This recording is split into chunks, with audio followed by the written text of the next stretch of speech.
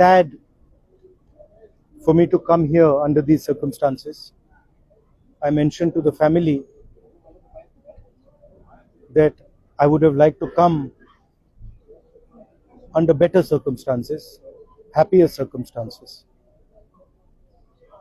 When I was 17 years old, I went for a mountaineering course in Sikkim. And every day when we would go for training, I would see Kanchenjunga, Mount Kanchenjunga in front of us. And what I liked about the mountain was that it was honest, transparent, unshakable, and beautiful. Today, while I was coming, Gaurav said that Zubinji said that he was Kanchenjunga. And immediately it connected to me that he was Kanchenjunga because he had the qualities of Kanchenjunga. You can see the worth of a person in their house. I just came from Zubinji's house. He had wealth, he had success, and he had humility, which is something that Assam should be extremely proud of. I told Zubinji's father that his wisdom, his support built Zubinji, gave a voice to this wonderful state, and that we all thank him, the entire family, and of course Zubin Garg for what they have done, not just for Assam but for the whole country. I said, I'm sad when I come here. It's a tragedy that the whole state has faced. I spoke to the family and they only said one thing to me, that we have lost our Zubin, and all we want is that the truth should be clear. That we who love him so much, and the people of Assam who heard him, whose lives he changed, who also loved him, want to know what happened.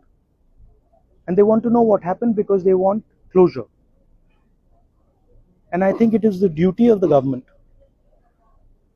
to quickly investigate what has happened, transparently investigate what has happened, and tell the family, Zubinji's widow, his sister, father, other family members, exactly what happened in Singapore. I said that myself and the Congress party are there to support them in any way. And if there's anything we can do, we're more than happy to help. I want to offer my condolences to the people of Assam who have suffered this cruel blow without expecting. From the blue, you lost someone so important, someone you loved. I stand with you in your grief. Thank you. Rahulji, will you demand Bharat Ratna for him? Rahulji, will you demand? I don't want to digress. I don't want to take the discussion away from offering condolences, from telling the people of Assam that we love Zubin Garg. We want to honor him. We wish to honor him.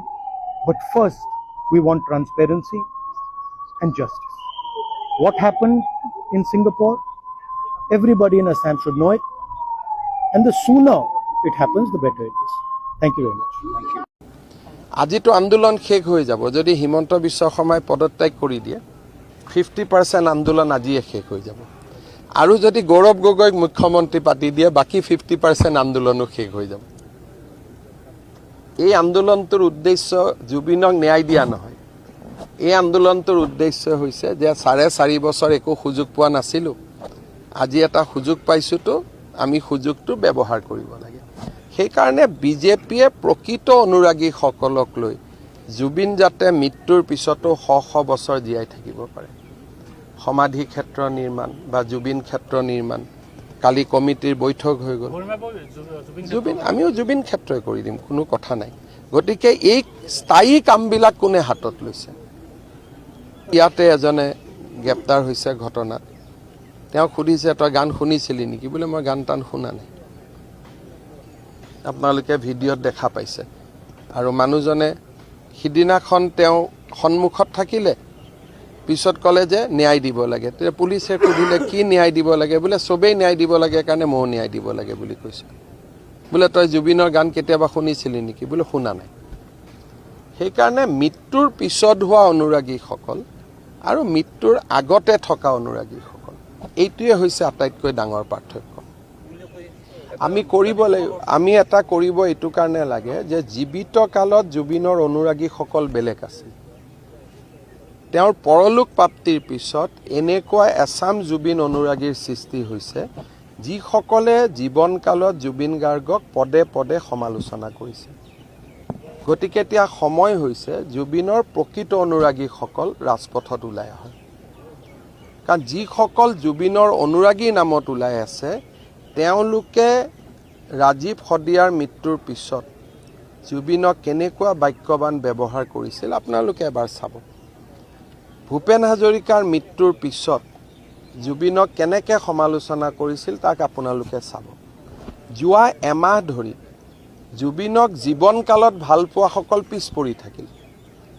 যোৱা এমাহ ধৰি জুবিনক মৃত্যুৰ পিছত ভাল পোৱাসকল ওলাই আহিলে। সেইকাৰণে বিজেপিৰ প্ৰচেষ্টা যাতে জুবিনৰ প্ৰকৃত অনুৰাগীসকলক আমি ৰাজপথত উলিয়াই নিব পাৰোঁ, ন্যায়পালিকাৰ ওচৰত আমি যাতে এটা নিবেদন কৰিব পাৰোঁ যে সোনকালে ন্যায় দিয়ক। ইয়াত পলিটিকেল একো নাই। আৰু জুবিন গাৰ্গক লৈ আচলতে এতিয়া দেখা গৈছে স্যাৰ, আমি যেতিয়া ছ'চিয়েল মিডিয়াত চাওঁ তেতিয়া দেখা গৈছে কিছুমান ৰাজনীতি আৰম্ভ। মই এইটোকে ক'লোঁ যে আমি অসমত জুবিন গাৰ্গৰ অসম এটা তেওঁৰ কাৰণে জন্মভূমি পুণ্যভূমি আছিলে।